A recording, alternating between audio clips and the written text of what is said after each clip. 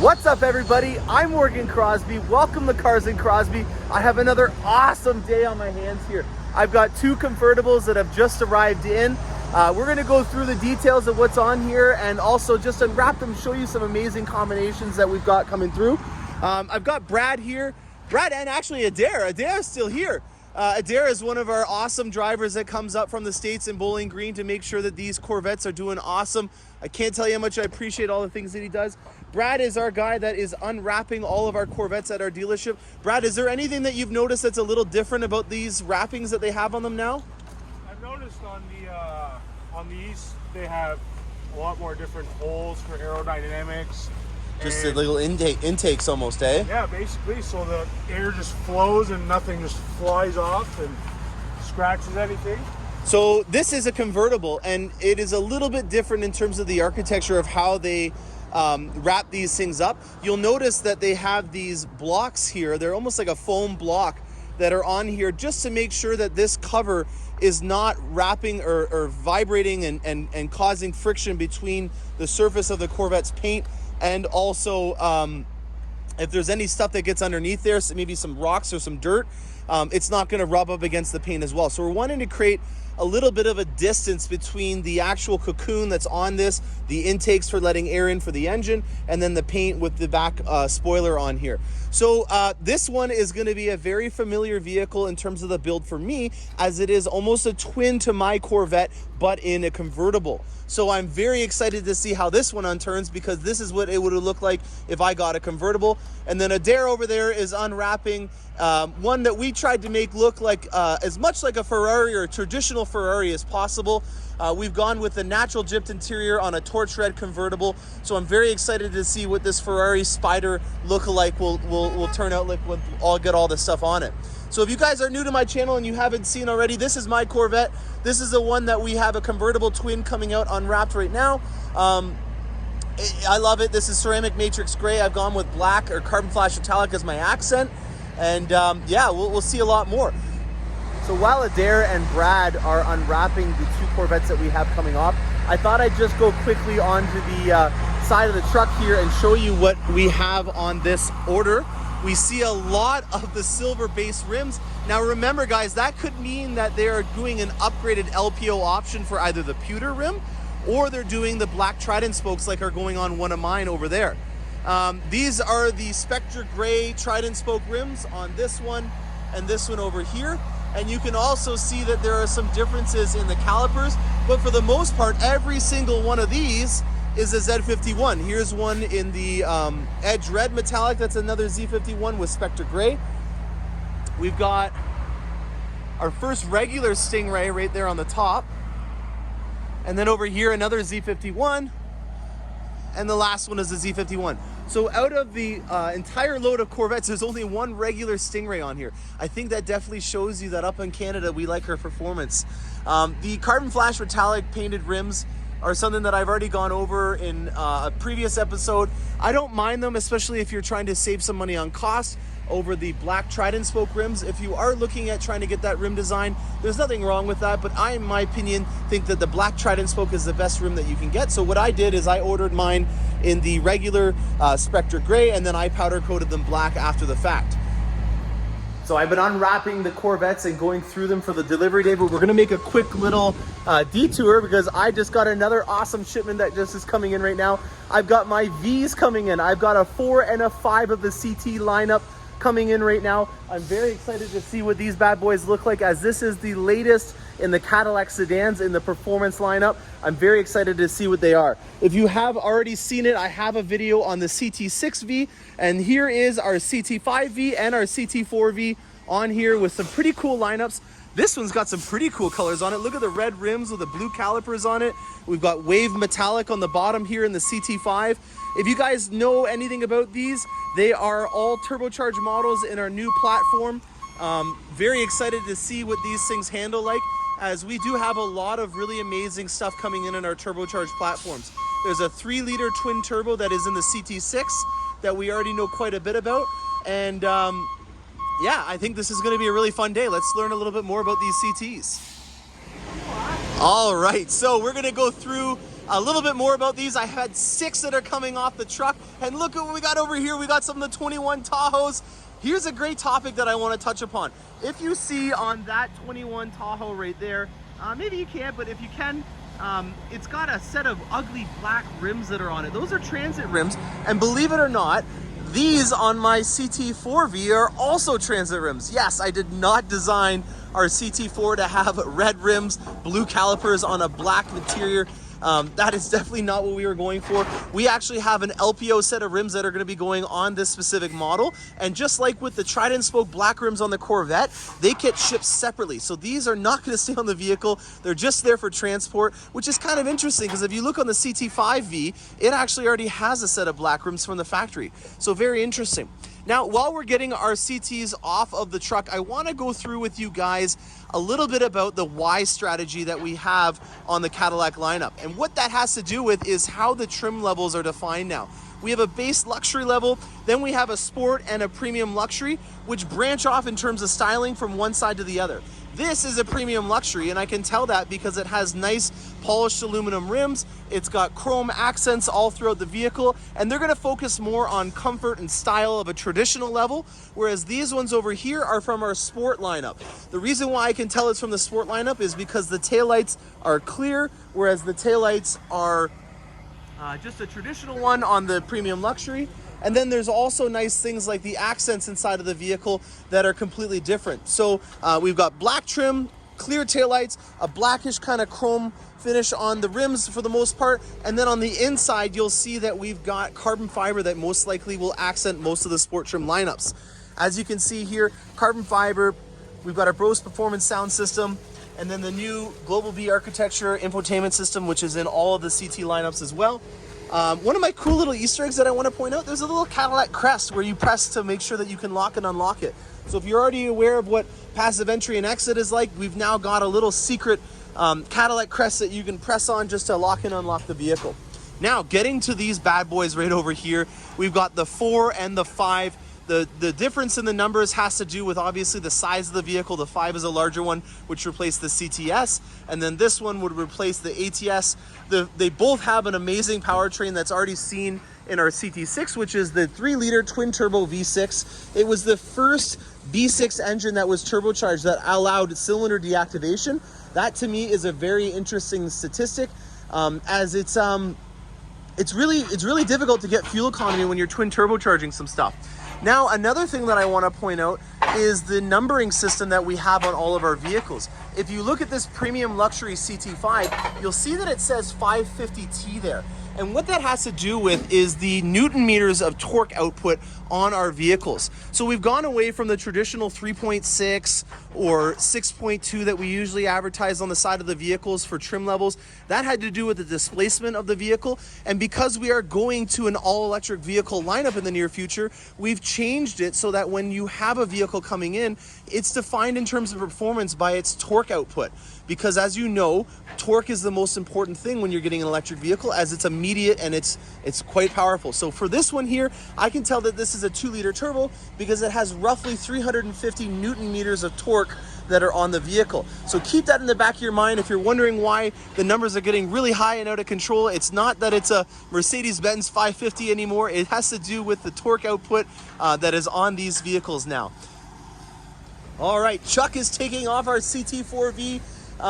Very interesting powertrain on this. If you have a Silverado or Sierra with the new 2.7 liter turbo, then you have something in common with this vehicle, as they both have the same powertrain.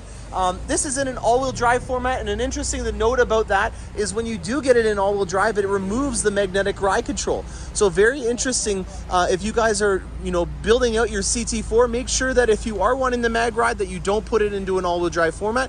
Being Canada, we want to make sure we have that, as this is going to be a beast on the road with that turbo. Now, the reason why I'm enthusiastic about this specific turbo in this engine is because when you build a truck engine, torque output is very important, and obviously with performance, that's a nice thing as well. So it makes sense why they're putting this 2.7 inside of the V. I'm sure that there's different tuning that they've done on the vehicle, but the same nomenclature and engine style is going to be hand in hand with this vehicle. All right, so Chuck is now going to get into the one that we've all been waiting for. This is the CT5 V Series. Now, I want to just quickly touch upon what that means before Chuck fires it up. The V Series now has to do with the actual trim level of the vehicle, and there will be a V8 model coming out, which we will call the Blackwing. So, oh, very throaty, very nice, very cool. I'm sure that there's some modes that we can adjust in there to make it a little bit more aggressive, as most of the vehicles that come off the factory line, there we go, look at that, Chuck's already found it. Very cool, Chuck, thank you very much. So, this is the 3-liter twin turbo that we already had inside of our CT6. And as I was just mentioning, there will be a higher performance model coming out that will be called the Blackwing. This is going to obviously have the same engine that was in the Blackwing CT6 that I already delivered earlier this month, or this year. I love the combination. Anytime that you can get a white on black format, to me, that's obviously something that I quite like. There's something that's very similar that looks like edge red on the calipers there. Very cool. All right, so let's take a look inside the interior of the CT5 first. This has got a black interior, so we've gone with that Stormtrooper look that I'm very attracted to. Wow, very cool. It's got the cinnamon accents on the vehicle, and with the perforated leather, you can kind of even see the cinnamon in that as well. That's very interesting. Really a fan of these interiors. We've gotten very redundant with the amount of different ways that you can adjust the vehicles.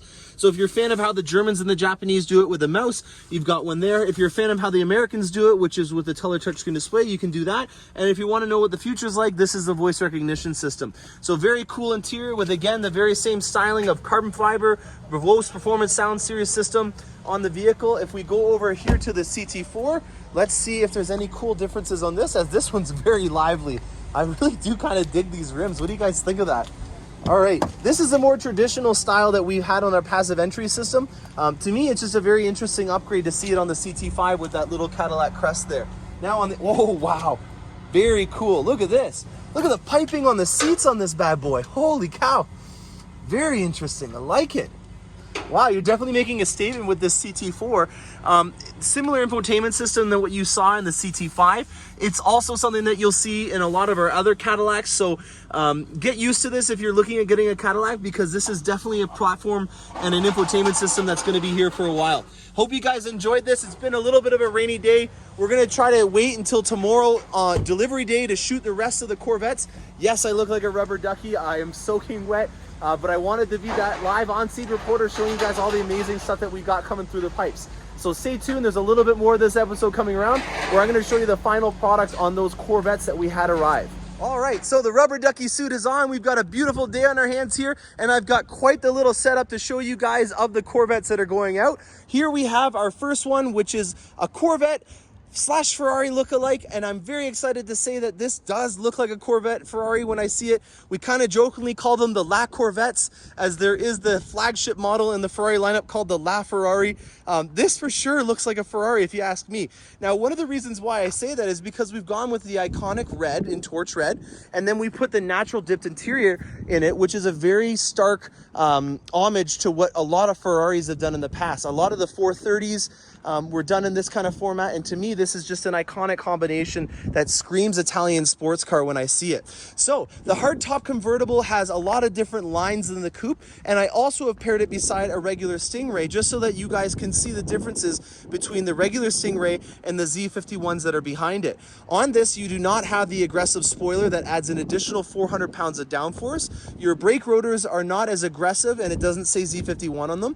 You don't have the limited slip differential and the performance exhaust, but you can add it on as an option. Please, please, please, if you're ordering a regular Stingray, make sure that you add the MPP performance exhaust onto your Corvette, as it is one of the most cost-effective ways to get even more fun per dollar out of your vehicle. So let's take a little bit of a further look on the inside of this. This is the natural dipped interior, and the dipped portion of that means that the entire dash is lined in the same color as the seats are. This is without a doubt one of the coolest stylish things that I've ever seen, and I just have to take a step back and say this is a Chevy. That is a Chevrolet. I never in my wildest dreams thought that I would see a quality of an interior that rivals most of the top of the line performance vehicles that you see out of Germany and in Italy. This to me is just an absolutely gorgeous interior. One thing that I do want to note about this interior that is disclosed to all people when they're ordering it is when you do get a dipped interior, it does have a slight reflection that comes on the dash. And that's just because you have a lighter color that is offering a reflection off of the front windshield. You really notice this quite a bit when you are using your performance data recorder, as the reflections are quite noticeable in the lower portions. This natural dipped interior, just in my opinion, gives the Corvette even more a feel and style of luxury that you just don't see in a lot of other vehicles made by a North American manufacturer. I'm extremely happy with how this turned out. Now, one difference between the coupe and the convertible has to do with on the 3LT option. If you notice on the top here, it is all in suede and there is no stitching designs. If you notice on my Corvette, which is also a 3LT, oh look, there's a little friend of mine, I got a fan. On the 3LTs with mine, you'll see that it does have a cool stitching design on the Targa roof. That is a slight minor difference. I'm not too destroyed by that. There is a little bit of a difference as well in terms of the headline and how much clearance you have.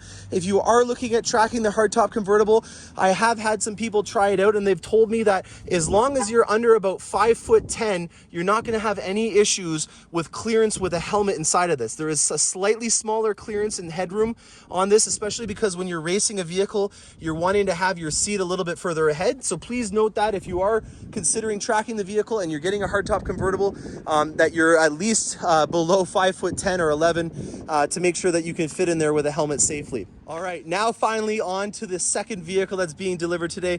I've been very excited for this one to come about, as it is an exact twin to my Corvette, just in the hardtop convertible. We've taken the primary color of ceramic matrix gray, we've added the accents of carbon flash metallic, and we've gone above and beyond in making that contrast by having the nacelles painted in it and also the top. This is an absolutely gorgeous model. I am so jealous of this. I didn't have the extra cash and I also wanted to have one of the first ones, so I couldn't have chosen the convertible option, as they didn't start producing these until about mid-June. So this is VIN number 10,532, and this one is slightly older than that one. We are already in the 12,000 VINs if you're watching this right now. It's an amazing amount of stuff that they have going through the factory. Keep in mind that when I say that there's 400 different suppliers that go into making the Corvette, one part of that could be the engine. So think about how many components are inside of the engine and how many parts have to be supplied for that. And that just gives you even more of a magnitude of how amazing the supply chain is that they're fulfilling. I'm so happy with all the team down in Bowling Green. They're doing an amazing job in terms of quality control. I'm not seeing nearly as many things that were brought to my attention near the very few. It is just exceptional on the quality that we're seeing. I haven't seen anything like it in my entire time with General Motors in terms of quality of the performance and the detailing that's going out of these shops. So on this specific model, we have it in a 3LT format as well. And just to add to the stitching on the outside, we have it in white, just because, again, we have ceramic matrix gray, which is kind of white. When you have it beside the Arctic white over there, you really do notice that there is a difference, and this is similar to gray. But I think that when you look at it like this, you can see why the white stitching was the best choice, in my opinion at least, for adding it to the interior instead of a red or a yellow or something. Maybe if you were doing the brake calipers and that, you might want to change the stitching, but in my opinion, this is the most classy styling of them all. And with the hardtop convertible, you've got an amazing feature that you have 2 additional buttons to use with. You right here have the ability to put down the top or just put down the rear window like you see in the Toyota Highlander and the Toyota Tundra. I will note that when the window is down, it doesn't go all the way, and that's because this is a sloped surface right here. And if you had it going all the way down, you may accidentally have some water going into your beautiful interior. If you have a 3LT, that suede is very vulnerable, so we don't want to see that happen. So, you know what, if you guys have any questions about these in further detail, please don't hesitate to let me know. I'm so excited to be able to help you guys. If you are looking at trying to design your Corvette and you maybe have a question to ask me, please don't hesitate to make a comment in the section below, as I'd be more than happy to help you guys out with this. Like always, please don't hesitate to subscribe to my channel. I really appreciate you guys when you do that. And if you have a chance, take a look at some other video content that I have out there, as I'm trying to document as many amazing things about these Corvettes as possible. Thanks a lot for watching, guys, and happy motoring.